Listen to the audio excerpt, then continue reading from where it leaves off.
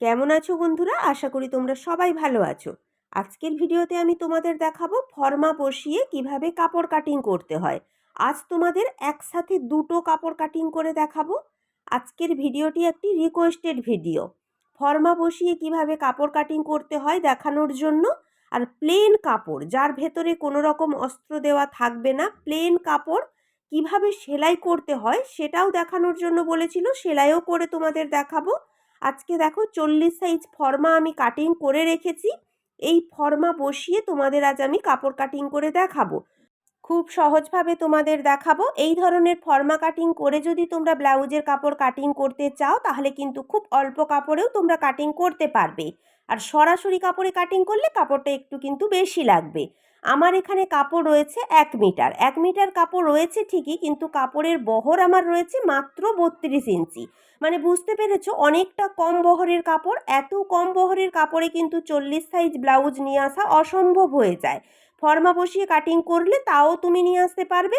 আর এই বহরের কাপড়ে তুমি হাতা 9 কিংবা 9.5 ইঞ্চি পর্যন্ত লম্বা রাখতে পারবে, এর থেকে বেশি কিন্তু রাখতে পারবে না। বুঝতে পেরেছো?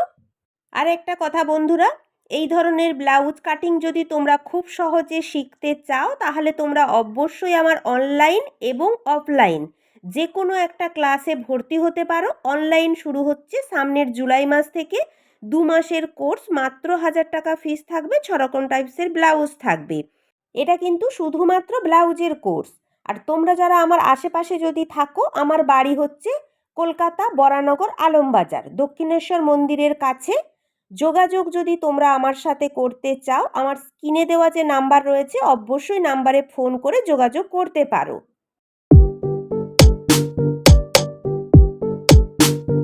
দেখো তাহলে এখানে আমি এক সাইড থেকে কাপড় ডবল ভাঁজে ভাঁজ করে নিয়েছি। দুটো কাপড় দেখো একই রকমভাবে কিন্তু সাইড থেকে ভাঁজ করে নিয়েছি। ভাঁজ করার পর আমার সাইডে জোড়া সাইড রয়েছে আর অপর সাইডে খোলা সাইড রয়েছে। এইভাবে কিন্তু তোমরা 2, 3, 4, 5টা ব্লাউজও কিন্তু কাটিং করতে পারবে। কোনো সমস্যা কিন্তু তোমাদের হবে না। আমি যেমনভাবে রেখেছি এইভাবেই তোমরা রাখবে। এরপর দেখো, এক সাইড থেকে এইভাবে ফর্মাগুলো আমাদেরকে বসিয়ে নিতে হবে। প্রথমে আমি পেছন পাট বসিয়ে নিয়েছি। পেছন পাটটা কিন্তু এইভাবে প্রথমে বসিয়ে নেবে। নেওয়ার পর তোমরা চাইলে এইভাবে চক দিয়ে প্রথমে ড্রয়িংটা তুলে নিতে পারো। আবার যদি মনে করো যে ফর্মার ওপর পিন আটকে তোমরা সাইড ধরে সম্পূর্ণ কাটিং করে নেবে, তাও পারো। আমি তো বলবো নতুন হয়ে থাকলে অবশ্যই তোমরা ড্রয়িং তুলে নেবে, তাহলে খুব সহজে কিন্তু তোমরা কাটিংটা করতে পারবে। বুঝতে পেরেছো? এরপর প্রতিটা ফর্মা যেমনভাবে কাপড়ের সেট হবে, কোথায় কিভাবে সেট হচ্ছে সেইভাবেই কিন্তু তোমরা বসিয়ে বসিয়ে দেখে নেবে, তাহলে কিন্তু কাপড় বেশি নষ্ট হবে না। যেখান থেকে খুশি সেখান থেকে যদি তোমরা বসিয়ে নাও তাহলে কিন্তু কাপড়টা নষ্ট হবে। বোঝা গেল? আমি কিভাবে ফর্মাগুলো বসাচ্ছি সেইভাবেই তোমরা কিন্তু বসানোর চেষ্টা করবে। একটু ভালো করে কিন্তু তোমরা দেখে নাও, তাহলে কি হবে বলো তো, কাপড়টা একটু কম নষ্ট হবে। বুঝতে পেরেছো? এরপর বলি, অনেকে আছে কোনো রকম সূত্র ধরে কাটিং করতে পারে না, তারা শুধুমাত্র এই রকম ফর্মা বসিয়ে কাপড় কাটিং করে ব্লাউজ বানিয়েও কিন্তু তারা ইনকাম করছে। এই ধরনেরও কিন্তু অনেক মানুষ আছে যারা নিজেরা কাটিং করতে পারে না, অন্যের কাছ থেকে ফর্মা নিয়ে এইভাবে কাটিং করেও কিন্তু তারা ইনকাম করতে পারে। এইভাবেও কিন্তু কাজ করা যায়। বুঝতে পেরেছো? তোমরা অনেকেই বলো যে ফর্মা কাটিং করতে সময়টা অনেকটা নষ্ট হয়ে যায়, তার জন্যে সরাসরি কাপড়ে কাটিং করে নিলেই হয়তো ভালো হয়। ঠিক আছে, হয়তো সময়টা একটু বেশি লাগে, কিন্তু ফর্মা কাটিং করলে কি বলো তো, তোমাদের হাতের প্র্যাকটিসটা আরও ভালো হয়ে যাবে।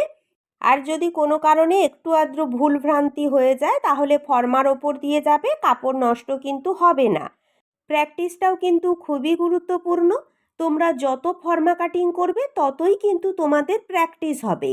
আর এখানে তোমাদের অল্প কাপড়ের মধ্যে কিন্তু তোমরা ব্লাউজ কাটিং করাটা শিখে যাবে। বুঝতে পেরেছো? দেখো তাহলে এক সাইড থেকে আমি সমস্ত ফর্মা বসিয়ে সুন্দরভাবে ড্রয়িংটা তুলে নিয়েছি। অপর সাইডের কাপড়টা থেকে কিন্তু আমি হাতাটা বের করে নেব। বুঝতে পেরেছো? এখানে কিন্তু কাপড়ের বহর আমার অনেক কম রয়েছে, তাতেও কিন্তু 40 সাইজের ব্লাউজ আমি কাটিং করছি। এইভাবে ফর্মা বসিয়ে যদি তোমরা কাটিং করাটা শিখে নাও তাহলে কিন্তু অল্প কাপড় ধরে তোমরা কাটিংটা করতে পারবে। কারণ তোমাদেরকে একটা জিনিস মাথায় রাখতে হবে, ব্লাউজের কাপড় কিন্তু সবসময় 1 মিটার দেওয়া থাকে না, অনেক কম কম কাপড় দেওয়া থাকে। সেই কম কাপড়ের মধ্যেও কিন্তু আমাদেরকে ব্লাউজ অ্যাডজাস্ট করে বানাতে হয়। সেই জিনিসটা কিন্তু তোমাদের একটু শিখে নিতে হবে। বুঝতে পেরেছো? ফর্মা তোমরা যত কাটিং করবে হাতের প্র্যাকটিসটা তোমাদের ততই হবে। এরপর দেখো, ভালো করে পিন দিয়ে আটকে নেবো। নেওয়ার পর যেমনভাবে আমি ড্রয়িংটা তুলেছিলাম ঠিক তেমনভাবেই কিন্তু আমি কাটিংটা করে নেবো। দেখো কত ইজিলিভাবে কিন্তু দুটো ব্লাউজ একসাথে কাটিং হয়ে যাচ্ছে। এইভাবে কিন্তু তোমরা একই রকমের ব্লাউজ হলে একসাথে তোমরা 2, 3, 4, 5টা ব্লাউজ কাটিং করতে পারবে, কোনো সমস্যা কিন্তু তোমাদের হবে না। আমি যেই কথাগুলো তোমাদের বলি একটু মন দিয়ে শোনার চেষ্টা করো, স্কিপ করো না ভিডিও স্কিপ করলে কিন্তু তোমরা কিছু শিখতে পারবে না। কথার মধ্যেও কিন্তু অনেক কিছু বোঝার থাকে, তোমরা যদি এগুলো বুঝতে পারো তাহলে কিন্তু খুব সহজে তোমরা কাজটা শিখতে পারবে। এরপর দেখো, হাতার কাপড়ের জন্য কাপড় আমি 4 ভাঁজে ভাঁজ করে নিয়েছি। আর দুটো কাপড় দেখো ঠিক এইভাবেই কিন্তু আমি 4 ভাঁজে ভাঁজ করে সমান করে রেখেছি। তোমরা যতগুলো একসাথে কাটিং করবে ততগুলো কাপড় কিন্তু এইভাবে 4 ভাঁজে ভাঁজ করে নেবে। এরপর দেখো, হাতার ফর্মাটা এইভাবে সমান করে বসিয়ে নেব। বসিয়ে নেওয়ার পর আমি এখানে চক দিয়ে সুন্দর করে ড্রয়িংটা তুলে নেব। নেওয়ার পর আমি এটা কাটিং করে নেব। তোমরা চাইলে, আমি বারে বারে বলছি, পিন দিয়ে আটকেও কিন্তু কাটিং করতে পারো, তাতে একটু সমস্যা হয়। আমি তো বলবো নতুন যদি হও তাহলে অবশ্যই ড্রয়িংটা তুলে নেবে, তাহলে কাটিং করতে সুবিধা হবে। বুঝতে পেরেছো? দেখো তাহলে আমি এখানে ড্রয়িং তুলে নিয়েছি। এরপর আমি হাতাটা কাটিং করে নেব। দেখো তোমরা কিন্তু বলেছিলে ফর্মা বসিয়ে কাটিং দেখানোর জন্য, আমি কিন্তু যথাসাধ্য চেষ্টা করেছি তোমাদের সহজভাবে দেখানোর। সম্পূর্ণ ব্লাউজ আমি কাটিং করে নিয়েছি। এইভাবে কিন্তু তোমরা 2, 3, 4টে ব্লাউজ একসাথে কাটিং করতে পারো। সেটা ব্রা কাট হোক, মধুবালা হোক, প্রিন্সেস কাট হোক, যাই ব্লাউজ হোক না কেন, একই মানুষের একই সাইজের যদি হয়ে থাকে একসাথে কিন্তু তোমরা কাটিং করতে পারবে, কোনো সমস্যা কিন্তু তোমাদের হবে না। বুঝতে পেরেছো? সেটা সরাসরি যদি কাপড়েও কাটিং করো তাতেও কিন্তু হবে, কোনো সমস্যা হবে না। এরপর চলো, যেহেতু এটা সিঙ্গেল কাপড় কিভাবে সেলাই করতে হবে সেটা দেখে নাও। চলো তাহলে একটা ব্লাউজ আমি তোমাদের সেলাই করে দেখাচ্ছি। শুধুমাত্র সামনের পার্ট সেলাই করে দেখাবো, বাকিগুলো কিন্তু তোমরা পারবে, কারণ আমি অনেকবার তোমাদের দেখিয়েছি। প্লেন ব্লাউজ বা লাইলিন দেওয়া ব্লাউজ, দুটো ব্লাউজের মধ্যে আলাদা কোনো পার্থক্য নেই, একই রকমভাবেই কিন্তু সেলাই করতে হবে। দেখো দুটো পার্ট, 1 নম্বর পার্ট আর 2 নম্বর পার্ট আমি যেমনভাবে রেখেছি ঠিক তেমনভাবে তোমরা রাখবে, সোজা উল্টো দিকটা দেখে নেবে। 2 নম্বর পার্টের সরু দিক মিডিলে থাকবে, চওড়া দিকগুলো দুটো সাইডে থাকবে। 1 নম্বর পার্টের সরু দিক দুটো দেখো মিডিলে থাকবে, আর চওড়া দিক দুটো কিন্তু দুটো সাইডে থাকবে। আমি যেমনভাবে রেখেছি ঠিক তেমনভাবে রাখার পর দেখো একটা পার্ট সেলাই করে তোমাদের দেখাবো। 2 নম্বর পার্টের ওপর 1 নম্বর পার্ট, অবশ্যই সোজা পার্টের ওপর সোজা পার্ট। বুঝতে পেরেছো? এরপর 2 নম্বর পার্টের ওপর 1 নম্বর পার্ট উঠিয়ে রাখতে হবে। রাখার পর দেখো, যেই সাইডে আমাদের হুক আর হুকের ঘর হবে ওই সাইডটা সমান রেখে ওই সাইড থেকে সেলাই শুরু করে অপর সাইড পর্যন্ত কিন্তু 1/2 ইঞ্চি বরাবর কাপড় ধরে আমরা সোজা করে সেলাই করে নেব। যেহেতু সিঙ্গেল কাপড় পাতলা হয়, বেশি কিন্তু টানাটানি করবে না, হালকা হাতে সেলাই করবে। দেখো তাহলে সেলাইটা দিয়ে নিয়েছি। আপাতত এখন আমি সিঙ্গেল সেলাই দিয়েছি, টেকিং দেওয়ার পর আমি এখানে ডবল সেলাই দিয়ে নেব। এরপর 2 নম্বর পার্টে টেকিং দিয়ে নেব। 2 নম্বর পার্টের কাপড় এইভাবে ডবল ভাঁজে ভাঁজ করে ধরে 1/2 ইঞ্চি বরাবর টেকিং দেবো। ওপরের সেলাই পর্যন্ত সরু হয়ে কিন্তু উঠে আসতে হবে। টেকিংয়ের মধ্যেও কিন্তু ডবল সেলাই দিয়ে নিতে হবে। দেখো তাহলে টেকিং সেলাই দিয়ে নিয়েছি। এরপর খাপ তোমাদের সোজা করে দেখাচ্ছি। দেখো খাপের মিডিলটা একবার খেয়াল করে দেখো, এখানে কিন্তু একটু সূচালো ভাব এসে যায়। টেকিং দেওয়ার পর কিন্তু খাপের মিডিলটা একটু সূচালো হয়ে যায়। এই সূচালো অংশটা কিন্তু অনেকে পছন্দ করে না। তখন তোমরা কি করবে, 2 নম্বর সেলাই যখন তোমরা দেবে তখন টেকিংয়ের কাপড়টা ধরে 2-3 সুতের মতো কাপড় ধরে কিন্তু সেলাই করে নেবে। তাহলে এই জায়গাতে আর সূচালো ভাব কিন্তু থাকবে না। বুঝতে পেরেছো? একেবারে কিন্তু 2 থেকে 3 সুতের মতো কাপড় ধরবে, বেশি কাপড় কিন্তু মিডিলে ধরবে না, তাহলে কিন্তু খাপটা চেপে যাবে। বুঝতে পেরেছো? একেবারে হালকা করে এইভাবে কাপড়টা ধরবে, টেকিংয়ের কাপড় চেপে ধরবে কিন্তু। তাহলে কিন্তু খাপের ফিনিশিংটা খুব ভালো আসবে। এইভাবে সেলাইটা করে নিলে কি হবে বলো তো? আমাদের ডবল সেলাইও দেওয়া হয়ে যাবে। আর এখানে মিডিলে কোনো রকম সূচালো ভাবও কিন্তু থাকবে না। দেখো একেবারে হালকা করে কিন্তু আমি এখানে ডবল সেলাই দিয়ে নিয়েছি। এরপর খাপের ফিনিশিংটা দেখো। খাপটা তোমাদের সোজা করে দেখাচ্ছি।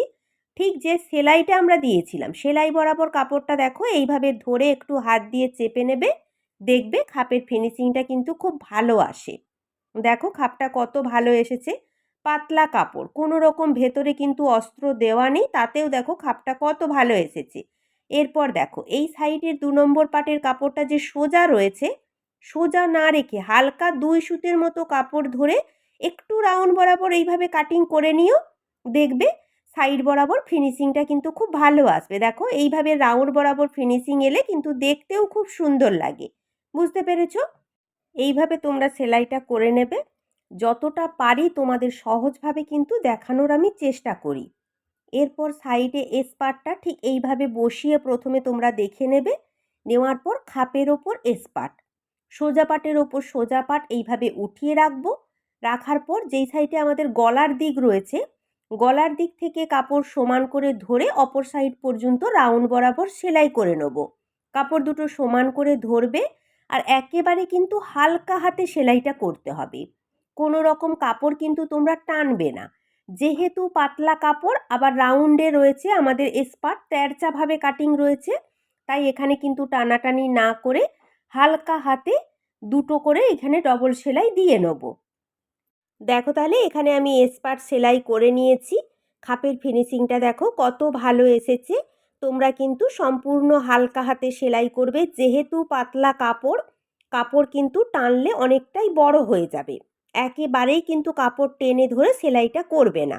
বুঝতে পেরেছো? এইভাবে এসপার্টটাও তোমরা সেলাই করে নেবে। এরপর দেখো নিচে বেল্টের কাপড় এইভাবে সমান করে বসিয়ে খাপের ওপর বেল্টের পাট, সোজা পাটের ওপর সোজা পাট উঠিয়ে রাখবো।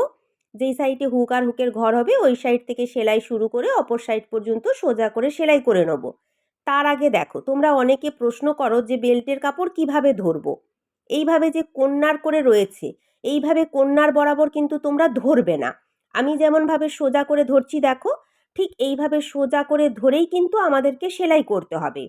সোজা করে ধরার পর দেখো দুটো কিংবা তিনটে সূচ এগিয়ে আসার পর পেছনের চাপটা তুলে বেল্টের কাপড়ের সাথে খাপের কাপড় এইভাবে সমান করে একটু ধরে নেবে। নেওয়ার পর তোমরা সোজা করে সেলাই করবে। ইজিলিভাবে কিন্তু সেলাইটা হয়ে যাবে। টেকিংয়ের কাপড়টা একটু ভাঁজ করে নেবে। আর এখানে যে খাপ সেলাই করেছিলাম, খাপ সেলাইয়ের কাপড়টা ভেতর দিকে রাখবে, বাইরের দিকে রাখবে না। ভেতর দিকে রেখে সম্পূর্ণ সোজা করে সেলাই করে নেব। বুঝতে পেরেছো? দেখো তাহলে সেলাইটা করে নিয়েছি। এরপর দেখো কত সুন্দর সমান এসেছে জায়গাটা। ভাবেই কিন্তু তোমাদের সমান আসবে। আমি যেমনভাবে বেল্টের পাটটা ধরে দেখালাম ঠিক তেমনভাবেই ধরে তোমরা সেলাইটা করে নেবে। আমার দেখো খাপের কাপড় আর বেল্টের কাপড় একেবারে সমান এসেছে। ছোট বড় কিন্তু এখানে কোনো রকম কাপড় আমার হয়নি। অনেকটা হালকা হাতেই আমি সেলাইটা করেছি। তোমরা এইভাবে হালকা হাতে সেলাই করবে। যদি কোনো কারণে কাপড় বড় ছোট হয়ে যায় তাতেও তোমরা ভয় পেও না। কোনো ভয় পাওয়ার কারণ নেই, সমান করে কাটিং করে নেবে। এরপর বেল্টের কাপড়ের ওপর দিয়ে দুটো করে চাপ সেলাই দিয়ে নেব।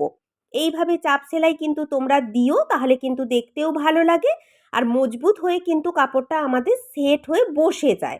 বুঝতে পেরেছো? চলো তাহলে একটা সাইডের পার্ট কিন্তু আমার সম্পূর্ণ কমপ্লিট হয়ে গেছে। যেমনভাবে তোমাদের দেখালাম ঠিক তেমনভাবেই তোমরা সেলাইটা করে নিও। অপর সাইডের পার্ট আর সেলাই করে তোমাদের দেখালাম না, কারণ আমি অনেকবার দেখিয়েছি। চলো তাহলে আজকের ভিডিও আমার এই পর্যন্ত। আজকের ভিডিও যদি ভালো লেগে থাকে অবশ্যই ভিডিওটিতে একটি লাইক দিও। চ্যানেলটিকে সাবস্ক্রাইব করে আমার পাশে থেকো।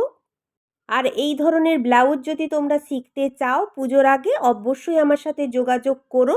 অনলাইন কোর্সও ভর্তি হতে পারো। আবার যদি আমার আশেপাশে তোমরা থাকো, বরানগর, আলমবাজার, কলকাতা, দক্ষিণেশ্বর মন্দিরের পাশে থাকি, তাহলে তোমরা অফলাইনেও যোগাযোগ করতে পারো। নমস্কার।